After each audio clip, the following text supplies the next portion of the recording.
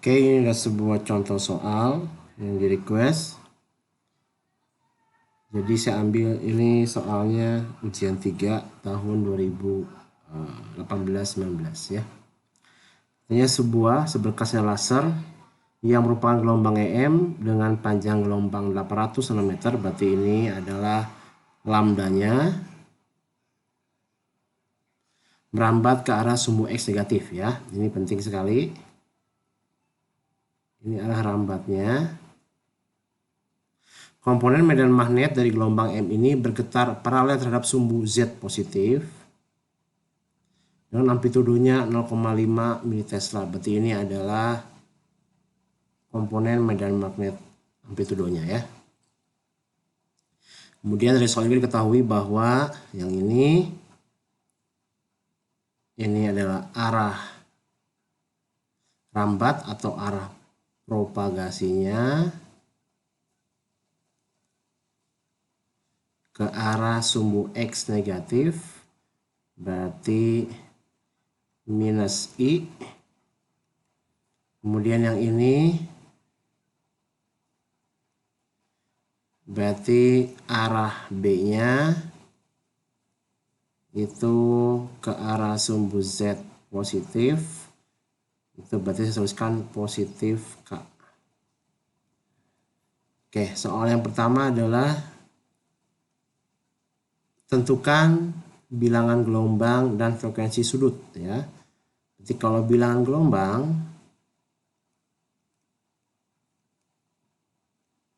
itu kan kita tahu itu adalah besarannya K-nya.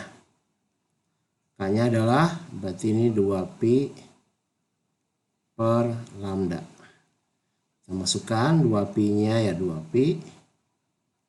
Lambdanya 800 nm, berarti 800 kali 10 pangkat minus 9 meter. Hasilnya saya buat dalam pecahan saja, 1 per 4 pi kali 10 pangkat 7. Berarti ya, meter pangkat minus 1.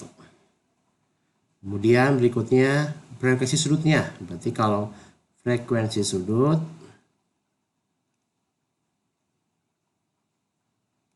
itu adalah omeganya sama dengan 2 kali pi kali frekuensi. Nah, di sini kita belum tahu frekuensinya, tapi kita ingat frekuensi itu adalah 2pi, kecepatannya dibagi dengan lambda.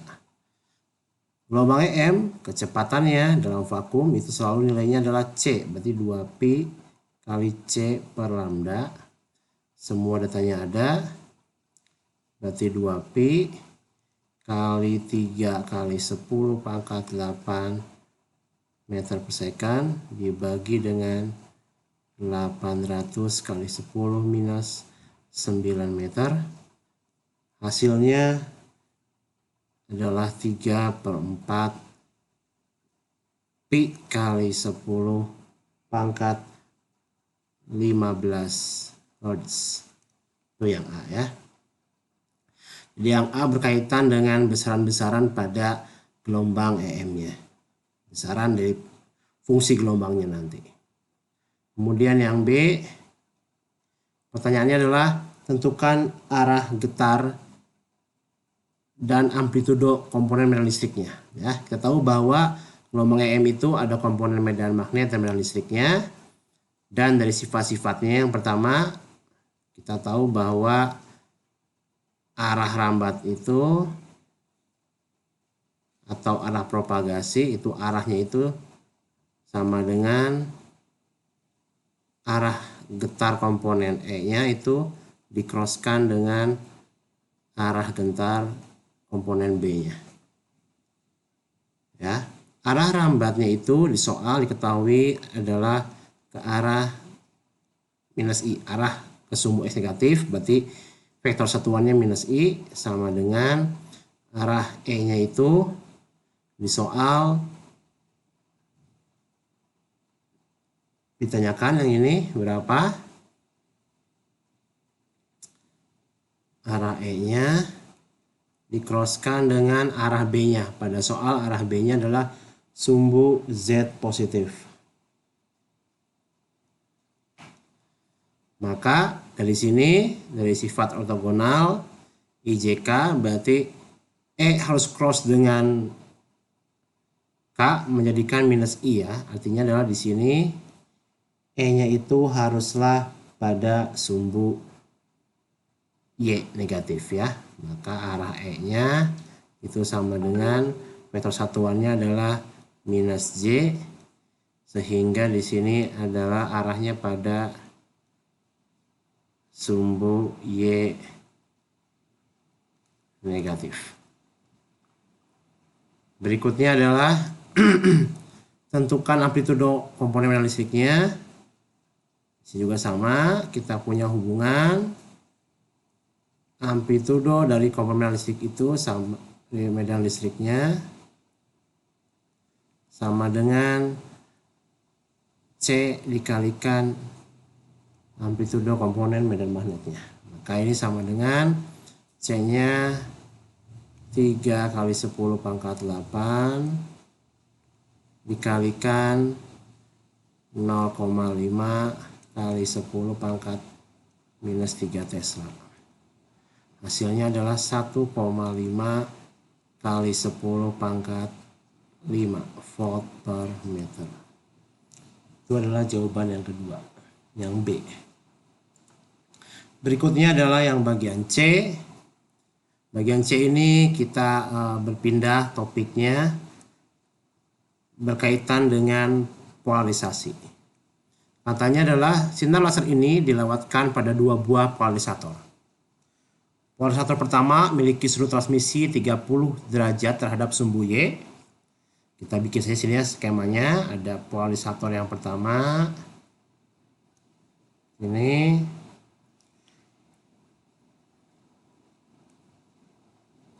Kita bikin ke sana misalkan ya. Theta satunya sama dengan 30 derajat. Sini ada cahaya datang dengan intensitas 0 misalkan ya. Kemudian ada juga polarisator yang kedua. Setelah itu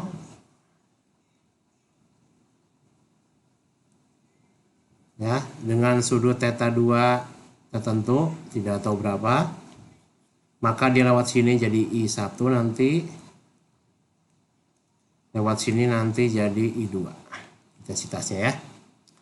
Pertanyaannya adalah berapakah sudut transmisi polarisator yang kedua yang mungkin terhadap sumbu Y agar intensitas sinar laser yang keluar dari polarisator yang kedua bernilai 0.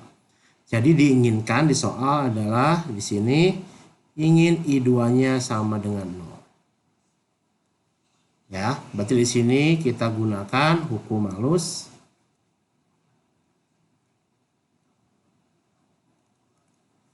Bahwa I2 itu sama dengan I1 cos kuadrat V. Ya, dengan V adalah ya theta 2 kurangin theta 1. Kita masukkan I2-nya inginnya 0 sama dengan I1 cos kuadrat theta 2-nya tidak tahu berapa dikurangin 30 derajat. Nah, di sini berarti I1-nya kita nggak tahu berapa, tapi tidak peduli karena nanti dibagi 0 dibagi I1 akan habis juga. Terus kita bagi dengan I1 sehingga hasilnya adalah nanti 0 sama dengan cos kuadrat theta 2 kurangin 30 derajat. Ya, hasilnya adalah yang 0 itu cos berapa ini? Berarti kita tahu bahwa ini kira-kira cosnya adalah cos 90 derajat. Ya, jadi 0 juga sama dengan cos theta 2 kurangin theta 1 ya. Saya kasih mutlak karena kita sudutnya bisa plus minus karena ini kuadrat. ini sorry, ini saya hapus sedikit, berarti kurangin 30 derajat. Berarti di sini cosnya adalah cos 90 derajat sama dengan cos theta 2 kurangin 30 derajat. Dari sini saya dapatkan bahwa theta 2 nilainya bisa 2, bisa minus 60 derajat, bisa 120 derajat. Itu adalah sudut yang mungkin, ya, agar I2-nya menjadi 0. Kemudian terakhir yang D, ini ada kaitannya dengan difraksi. Jadi ini satu soal tapi 4 topik ya, 3 topik lah. Sinar laser ini dilewatkan pada sebuah celah. Perhatikan soalnya ya. Yang lebarnya W, sebuah celah yang lebarnya W. Gambarkan sketsa intensitas terhadap sinus theta untuk 3 pola gelap pertama yang dihasilkan oleh layar. Oke. Jadi yang D ini yang diinginkan adalah kurva antara atau grafik antara di sini intensitas terhadap sin tetanya. Artinya adalah kita perlu tahu sampai 3 gelap pertama. Ya, karena inginnya adalah gelapnya. Untuk difraksi celah tunggal kita punya persamaannya, yaitu W sin theta sama dengan M lambda. Artinya adalah sin theta untuk gelap itu sama dengan M lambda per W. Dengan nilai M-nya sama dengan plus minus 1, plus minus 2, plus minus 3. Kita ingin adalah 3 gelap pertama ya. Jadi di sini kita dapatkan bahwa sin tetanya sama dengan plus minus lambda per W plus minus 2 lambda per W plus minus 3 lambda per W. Kita masukkan di sini. Berarti ini misalkan adalah lambda per W, yang ini 2 lambda per W, yang ini 3 lambda per W. Di sininya berarti minus lambda per W, minus 2 lambda per W, minus 3 lambda per W. Ya, artinya kalau di sini adalah I0-nya ya, I maksimumnya, maka kita tahu bahwa titik-titik di sini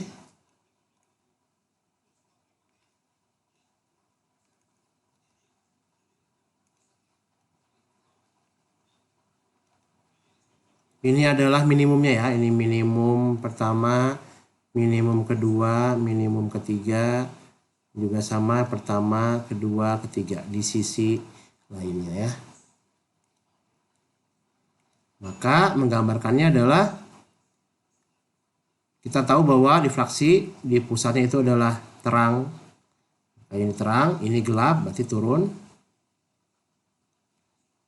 Juga sama, turun. Kemudian di sini gelap lagi, berarti dia akan di tengah-tengah sini dia akan naik, ya. Tapi tentunya udah belajar kan ya, difraksi itu terang berikutnya kan tidak sama dengan terang pertama, terang pusat, maka di sini pasti intensitasnya turun sepersekiannya, ini pun turun sepersekiannya nanti. Nanti ini saya gambarkan kira-kira seperti ini sketsanya.